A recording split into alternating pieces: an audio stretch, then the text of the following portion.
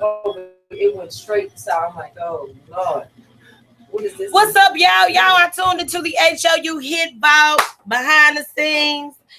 Look, you are on YouTube live. You know, sometimes you may hear some music, sometimes you may not, because you know we don't want to get cut short. You know what I'm saying? Like we was last week and the week before that, and the week for that, week for that. Okay, for copyrights. But yeah, we here. So y'all pay attention. See what's going on. We got you. Oh, he don't get the phone. It could be at church. He said no. He got to play before 30. He play what? He What church you go to? Oh, God. Oh Ask him it. yeah, what church you go to? DJ Overflow. Yeah. What church you with, brother? This brother here, I sent you 2 are exclusive. Oh, okay, no. Okay, I'm gonna download them now. Huh? He said he sent us 2 exclusives for the radio show for the day. Did you get it? I'm gonna have that now. He just sent them now. Last night.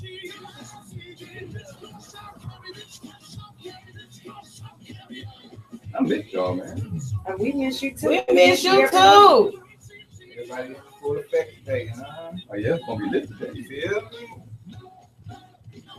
Y'all, please don't let me forget to play some commercials, okay? Same thing. No, but I'm just What preparing myself. I heard copyright. No, I was saying like on the YouTube, when we do the YouTube live, they kind of like because of copyrights for the music. Songs yeah. But this, Oh, for real? it's Yeah, probably for a different. real. It's probably a different level you got to go through for live streaming radio. Yeah, we're gonna see about that because we need that to be changed because we need to be all have open access like everybody else, But like everybody else, what's up, y'all? We are at the HOU Hit Vault. Yes, you are behind the scenes today. I know it looks like light is all in your eyes, all in your face. Let me see if I can change your where you sit on my computer. Okay. So we're about to go in. You may hear some music, you may not. Like I said, we're doing live on YouTube this morning, and we kind of want to keep it to where, you know, people know exactly what's going on. If you want to listen to us live, make sure you guys go to HOUHitVault.com and click on the live right above, okay?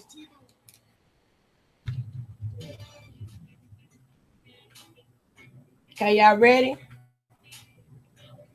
Father God, in the name of Jesus, we want to thank you for this day. We want to thank you for this time. We want to thank you for this opportunity to share your gift with the world, Father God. Lord, we love you for who you are and what you do in us, through us, and sometimes to us, God. So we want to lift you up in everything that we do. And today, Lord, it is all about you. Bless us right here at the HOU Hit Vault because we do everything in your name. We claim it. Jesus' name we pray. Amen. Miss Ann. Ready? Yep. Oh, Come on, 9 o'clock. This is Nah, what's up. nah. I love it. Is up on hold? Huh? Yep. HOU Hit Vault. He don't look. Hey, hold on.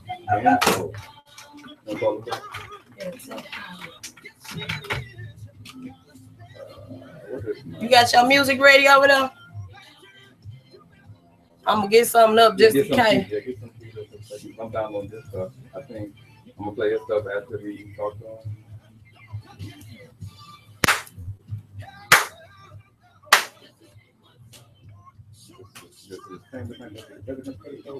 To bring your kingdom down. Yeah.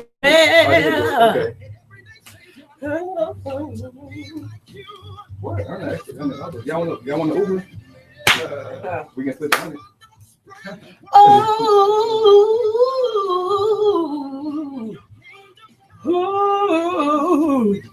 oh, oh.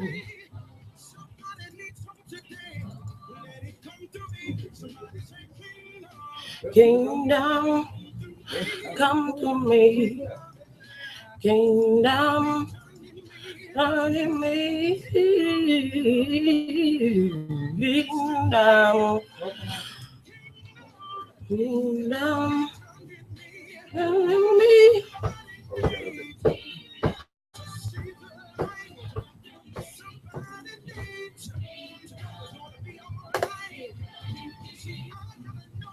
Kingdom, kingdom. Oh, I know what I can play. Down in me, down in me, down in me. Come to me.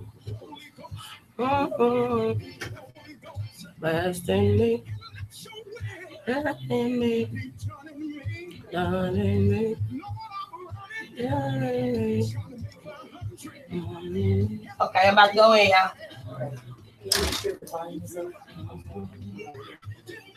Can you hear?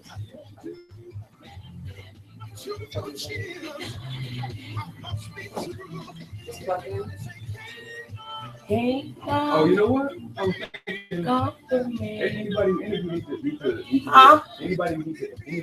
needs to do a drop. That's your job, the processor. Come on, processor. Come on, processor. Come on. I'm thinking about that. Like, Okay, I'm going in, y'all.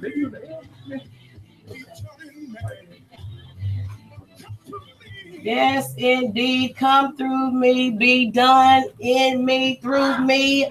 Good morning, Houston. You are tuned into the HOU Hit Vault right here on 92.9 FM HD. Honey. You are here with your girl certification. You have your girl Mimi Johnson in the building. Peaks? Also, we have Pun and the master processor DJ Nonchalant. H-Town 2017, we in the building. In the building. So once again, you are tuned into the HOU Hit Vault right here on 92.9 FM HD2. And today we do have a special guest calling in, and because he's one of the busiest DJs that we have in the Christian hip hop community, and we're gonna chime in as soon as we get him on the line right here in a few minutes, and that is the one and the only DJ Overflow. Come on now. Overflow DJ in the building. Yes. So we basically gonna chop it up with him, see what he's talking about, see exactly what he has going on, and do what we do. Doing this weekend. What's going on? What's going on? Man, it's just been a busy week, but it's already another week. Yes. Already. Man. So what you gonna do in this new week you got in your face? Right. Work. That's it. Work.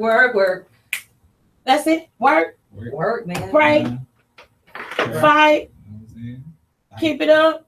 Yeah. Oh, okay. Okay. What you about to say?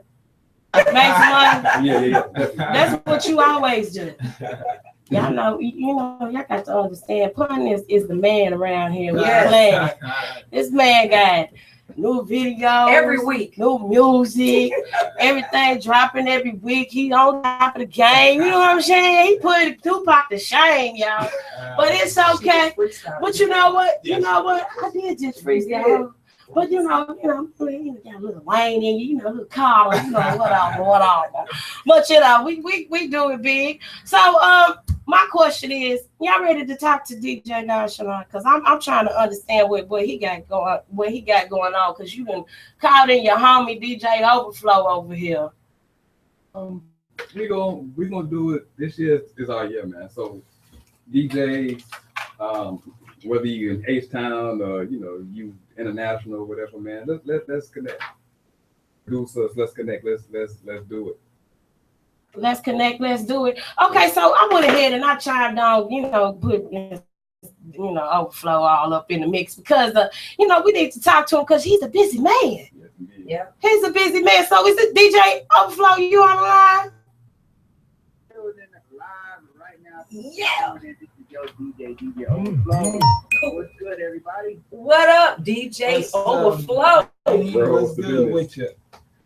Man, I've been grinding. I've been up since 6 in the morning, y'all. I know, bro. Mm-hmm. I can follow relate. you. I can totally relate. 6 in the morning. We're getting it this Sunday morning, man. We're getting it this Sunday morning, man. God gives us 24 hours. What we gonna do with it? Real time. You sure right. That's real. And you know what? That's what I love about you, because you always have some encouraging words to say. And every time I see you, always on a mission, and you always doing your thing, man. You are always doing your thing, and I love that in you. So, tell me, like, how did you get started in this DJ thing? Because, you know, we never had the chance to actually sit down and chit chat and talk and really get to know each other. You know what I'm saying? I just see you on the street, you know, going in now, you know, scratching a little bit, doing your little thing. So how did you actually start in the Christian hip hop, you know? It's funny, man. So to be honest with you, I was in a rap group. And so as a producer, I ended up buying 2 turntables so I can sample vinyl. I can sample some records. Mm-hmm. So as I was producing, I started to learn DJing in my bedroom. You know, I was just learning DJing in my bedroom. I was producing for the group that I was in. And so the church I was attending, which was my dad's church at the time, they ended up bringing C-Light down for the very first time in Houston, Texas, for one of our yearly youth events. So I decided, man, I got turntables at home. I want to serve my people. I want to serve my church. And I said, man, why don't we bring the turntables in? The Friday night was a hip hop night. So we were like, man, let's go full fledged. Just bring out and let's make a good presentation. So I brought, my turntables out and DJs for C-Light at the time, and for J-Flow, and then for the group that I was in. And so it was more of a serving thing, right? So that night, everything went well. I went home. Then about 3-4 days later, I get a phone call from J-Flow. J-Flow's like, yo, I need a DJ. I got this little tour going on in Houston. And I'm like, bro, I'm not a DJ, man. I was just serving my church. He goes, man, that's exactly what I need. I said, well, let me talk to the wife first and find out if there's something I want to do or something she's cool with. And the rest was history. I got on that tour, and that was it. That's how that happened. Wow. Stepping out in faith and doing exactly what you wanted to do. Yep. That's live. C-Light. Is C-Light Andyminio now? And yeah, formerly known as Andyminio. That is correct. Yeah, there's That's actual footage. There's actual footage on YouTube. If you type in Factor Effects, shout out to Factor Effects who was there that night filming. And so you can go to Factor Effects on YouTube and actually watch that particular video on stage. Wow. That's what's up, man. No, wait a minute. Did I hear you say you was a preacher's son? I sure am. Yeah, I grew up in church, man. I grew up in church, and it's not what it is. Back then, is not what it is today. So we didn't have all the great hip hop music and all the outlets back then. So it was a whole different culture for me, a whole different thing growing up.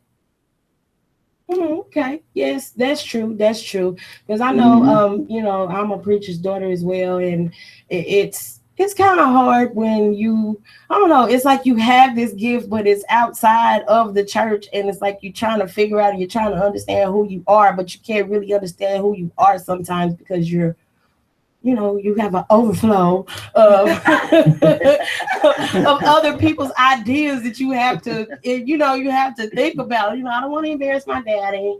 I don't want to embarrass the church. Especially don't want to embarrass my mother, different things like that. So, you just have to, I don't know, you just have to just kind of. I think it's a difficult thing. I mean, I'm pretty sure you can agree with that, growing up and then, trying to find your purpose, trying to find exactly what is it that God has called you to do.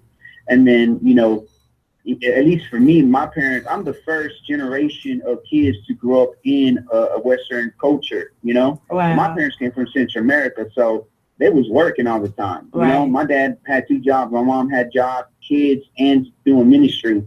So for me, it was a whole different thing. It was a struggle in a certain way, but I think God always has a plan for us, and I think if we continue on that path, we'll be placed where we need to be at. Even be real with you, my parents did not agree with the whole DJ thing when I was doing it. Wow. They just saw it as a fad. They just saw it as something. Oh, that's just something he's gonna do. And I'll be honest with you, 2 years into it, going full time with it, and just pursuing the purpose that God placed. When I did Booming with Engine Radio, booming downtown, my dad heard about it on the radio, and he was like, my son overflow. And so I think that's when they recognized. But it took 2 years of me just not having that full support. It was like a semi-support. It was more like, oh, this is just a fad, and not really true support. And it took me 2 years to grind, work, have faith in Christ, have faith in God, and just go all out there. It happens. Sometimes you got to earn your stripes. You got to prove to your parents. You got to prove to your people. That's true. I have a question. DJ Overflow. It's your girl Mimi J. What up? What up? So is it true about the church kids? They said the pastor kids are the worst. Hold up now. Hey, watch your lip. No, I'm just saying. That's a question. Wait, why y'all double teaming me like that? Because you talking about me. Did you hear that? I'm in that mix too. Yeah. You talking about us like we just. Yeah, overflow. Come on, tell her overflow. Tell her, get her, dog, get her. Let me square it down. Check this out. All right. A lot of people who don't know, PK kids have a lot of stress and a lot of pressure because you got to remember this. Let me tell you this. All right. The church itself, the people in the church, and your parents and the people around you they place this standard on you. Okay. They place this high standard on you that is kind of like unreal. It's kind of like, man, that's your standard, right? Yep. But they place that pressure on you, forgetting that I'm just like you. Yeah. I mess up just like you. Just like you do. Just like you. Yeah. But people tend to forget that. They think like we're superheroes or we're Superman, that we're like, we need to be perfect to the T. Wow. We can't do this and we can't do that. And so there's a misconception that pastors' kids are the worst. Now, let me tell you this. The thing with pastors' kids is there's I always say it like, it's almost like the word, I guess the key word is they're almost oppressed. And so. Yes, I was oppressed. You're oppressed by the very people in your church and by this high standard that's unreal. And so you try to live up to these standards that are unreal because you want to satisfy other people, not realizing like you don't need to. You know what I'm saying? Mm-hmm. And so what happens is there's this big ball of hurt, pain, and all this crazy stuff being built up that after a while that balloon is going to pop. And so once that balloon pops, it's done and over with. It's crazy. And I say that because I went through that. Just because I'm a PK don't mean that my life was like the best go-lucky thing. You know what I'm saying? I literally left the church. I hated God at one point. Wow. I hated God. I left church. I hated God, and I became a drug addict. I mean, I was clubbing, partying, women, drugs, being up for days, like straight up. Just because you pop. That's what. Yeah, see, they don't understand the pressure. I think we need to do a conference for PK kids so they can understand. Like it's not like that, and the world needs to know, and they need to understand. Okay, Mimi, what were you about to say, honey? No, that was just a question. I appreciate you, DJ Overflow, for answering that question for me. I just wanted to know because that's what I heard. That's what you heard. No, exactly. And like I said, I hope that brings a clarity and understanding when people do say, man, PK's kids are the worst. Well, the reality is they're the worst because of the standards that you place on them. Right. And so because they didn't meet your standards, now they're the worst. Yes. You gotta preach. You're preaching today. Yes, and that's really true. It was crazy for me. Daddy said no. Boy, when I got the keys to the car, I said yes to everything. Oh, you say I can't go in the hood? Well, I can't go hang in the hood with my homies and see what's going on. And this, Jesus too. You know what I'm saying? They need to see a little church girl to see what the Lord brought about. Yeah, and that's true because it's hard, and it's hard to bring back from that. Even now, I say, okay, I'm a preacher's daughter. Everybody was like, oh, you're mad. Right. No, my daddy said no, so I said yes. That's all that was. That was it. It's even worse. I grew up in the hood. I grew up in Ridgemont. Ridgemont 4, Missouri City. Mm-hmm. I grew up a block away from Put Park where Zero used to slang. You know what I'm saying? I've seen Zero slang at the corner of my home. Wow. He lived in a corner house. So I know Zero very well. Zero used to play ball with my dad and my brothers at times at Ridgemont Park. So like I grew up in that in that kind of environment as well. You know, I went to Ridgemont Elementary, McCullough Middle School, went to Willow Ridge High School. You know, so you know, I was in that environment as well. So it was very difficult for me growing up, being a PK, having all these standards, and you going to school and your friends are rocking J's and you can't wear J's because you can't afford J's, and you can't, you know, cut your hair a certain way. You can't wear, you know what I'm saying, certain clothes, because at that time, like I said, it was a different world. It was a whole different thing. Right. Man. Okay, so Mimi, you said you have a question. You have a good question. I need you to ask him. What? Remember that text you sent? You were basically saying that you were wondering why a lot of Christian people take up issue with, or why a lot of artists going from being gospel to secular, instead of, you know, putting that label or that step of being gospel. Why are they going over and say I'm not a gospel artist, I'm just a rapper, or I'm just R&B? I think Lecrae said it best, and the response that, you know, for me that was embedded in me is, okay, are you a plumber or are you a Christian plumber? Oh, okay. Are you a lawyer or are you a Christian lawyer? Well, are you a radio host or a Christian radio host? Well, okay. You got to think about that for a second. You know what I'm saying? You got to think about that for a second. So I'm a Christian doing rap music, or I'm a Christian and I'm a radio personality. I'm a Christian and I DJ. You see what I'm saying? DJ is DJing, but I just so happen to have faith, and my faith is placed on that. Does that make sense? Yes. Now, I'm not afraid to, me personally, I'm not afraid to say I'm a Christian DJ, and I'm not afraid to say if they say he's just a DJ. I'm cool with both. Yeah. You know, because I've been in both. I've been in Christian churches, youth events, concerts, CD release parties, and all Christian events, but I'm also been at a club, you know what I'm saying? And I've been at places that aren't necessarily, you know, Christian based. They've been secular based. So to me, it's kind of like, man, I don't care what label you give me, but when I come in there, I'm going to give it to you. Exactly. And I think that is what's going to speak louder than me saying I'm Christian this, I'm Christian that. Right. How I you, how I love you, and how I accept you for who you are. Just, exactly. I mean, you see a lot of examples. Jesus himself with the tax collectors, the Zacchaeus. You know, that dude was stealing money from everybody. You know, he had the Bugattis of camels. You know what I'm saying? Because he was stealing. He had a big home, and he said, "Yo, Zacchaeus, man, I know you steal. I know you got all these things, but I'm gonna go kick it at your house. I'm gonna go kick it with you, with all your stolen money. Even though I know it's stolen, we're gonna go have dinner at your spot."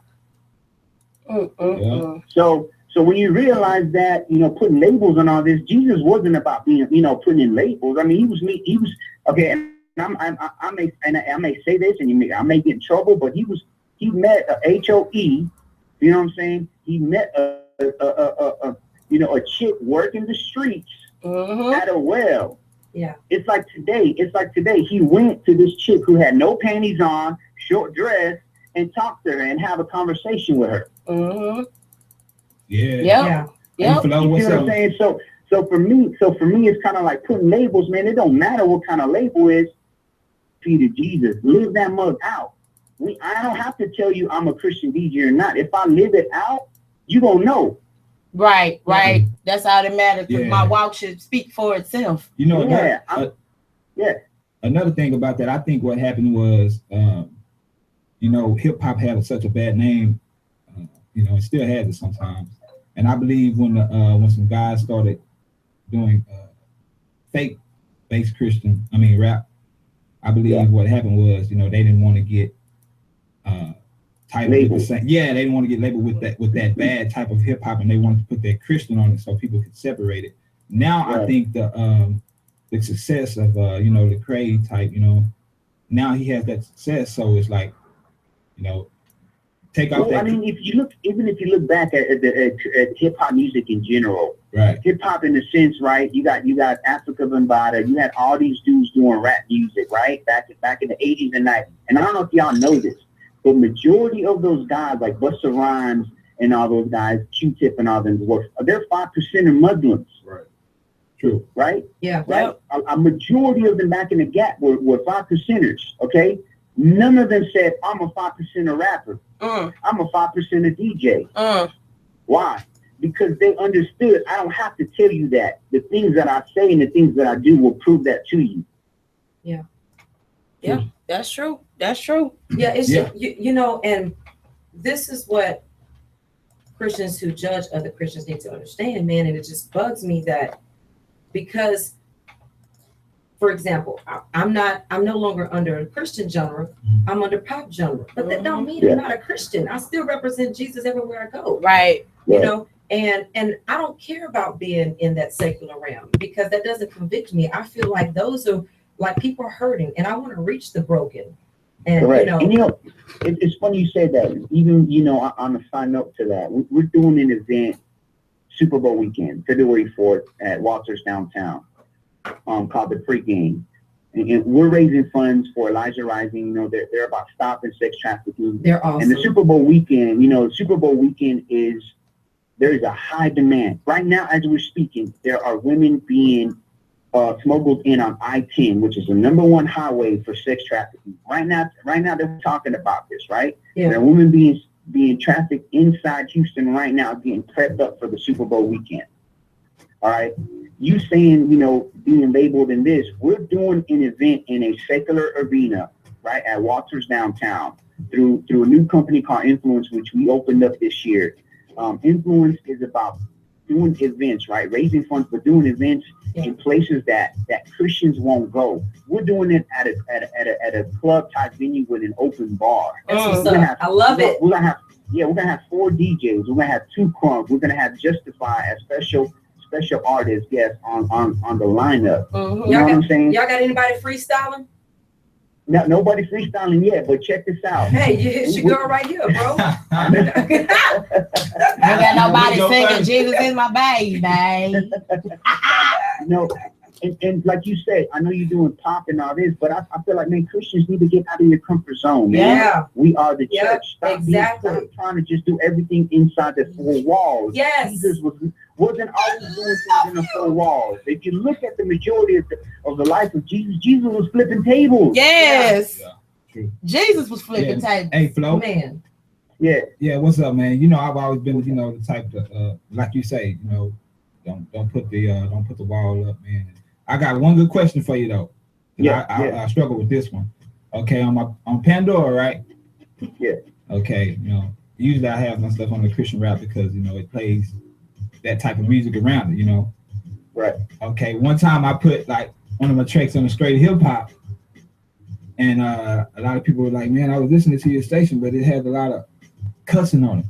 It had a lot of cursing because it plays the other music. Right. When you put it on the hip hop. Mm-hmm. What do you think about that one? I don't see anything wrong with it. You don't see anything wrong? I mean, I think at the end of the day, you know yourself. Exactly. Yes. Right. You know what you can be around of, right? And I always say this. You're not, okay, when God calls you to be a part of that, He's called you because you have the will and power that those words and those things and those phrases don't affect you. They don't affect you.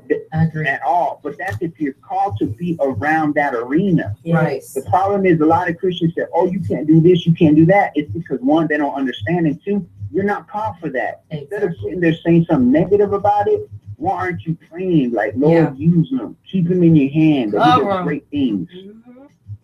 That's that judgmental spirit, man. Correct. And it's I'm so glad you said that because that is so true. Both of you guys, your questions were wonderful because that's very true. You don't have to be put in a certain box because of who you are. Yep. Everyone will know whose you are if you just keep doing who you are. Just be bold. Be you. Be different. Come on. I mean, even for me, like you said, cuss words, like for me, because of the type of work and the kind of line that I'm in, I'm mindful of what I play as a DJ. That's just my own convictions, though. I know other Christian DJs that will play music with curse words, right? Mm-hmm. Because it's like, it depends where they're at. And I know DJs like that. For me personally, my conviction is like, man, how can I get a song? And this is just for me. This is my personal thing, and it's a personal challenge. How can I get a song, right? And baptize it. That's my mentality. How can I get a song and edit this song to a point where I can play it inside the church, and yet the church wouldn't even know that it's a secular song because I cleaned it up and remixed it in a way where, wow, it's accepted in the church, but yet that one lost kid that showed up at your event heard that song and he knows exactly what that song was and he enjoyed it. And guess what? He just put his guard down in your church walls so that when you do preach the gospel, that seed will fall in that right place. That's good, man. This DJ, for real, this is good. We have to connect, bro. Yeah. Seriously. This is very refreshing conversation this morning. And that's what we do right here at the HOU Hip Hop. That's what we do. So yeah, bro, I know, we were, trying to get you into the studio, but one day we're gonna have to get you directly in here so we can, yes. You gotta come through. Like so you do a DJ battle with DJ Nonchalant one day. You know what I'm saying? So because I mean seriously, it's wonderful and refreshing to speak with you and know that we are all on the same level and all on the same page and all have the same goal. And it's not about the money. It's not about, people acting funny. It's not about any of that. It's about you doing exactly what God calls you to do. And I'm glad you stepped out. I'm so glad you did. Appreciate that, man. Thank y'all, man, for having me. I got to get to pre-service. I got to mix in about 3 minutes. So man, we definitely need to get this going. I definitely want to plan in the next few weeks to get in there and do some live mixing with y'all. Vibing out, talking some more, and going even deeper with some of these conversations. Yes. And they need to hear this stuff. Yes, they do. And if you know what, if you are available, I don't know if you're gonna be out there or not, but if you are available, we will be in Vegas, honey. Vegas. So you need to come on out to the Stellar Awards because we got showcases going on. We got artist showcases. We got fashion shows that we doing in the mall, honey. Yes, in the mall. Wow. So we need to come on. Yeah, we need to DJ Overflow and he Vegas, you know what I'm saying? Well, you know what? It's your chance. Yes, come through, man. Here's your chance. Come through, because we are there, and that's what we're doing. So we also doing an industry panel. We would love for you to be on the board. So chop it up with us later on after you get through, and go ahead and get your pre-mixed song so you can get to church. There you go, man. Hey, thank y'all for having me. Love you guys, man. Y'all keep it up, and I'll keep supporting from afar. Y'all keep it up. Thank you. Love you. God bless. Peace. Well, okay, that was a wonderful interview. Nice. That was wonderful. So pure and refreshing from the DJ Overflow.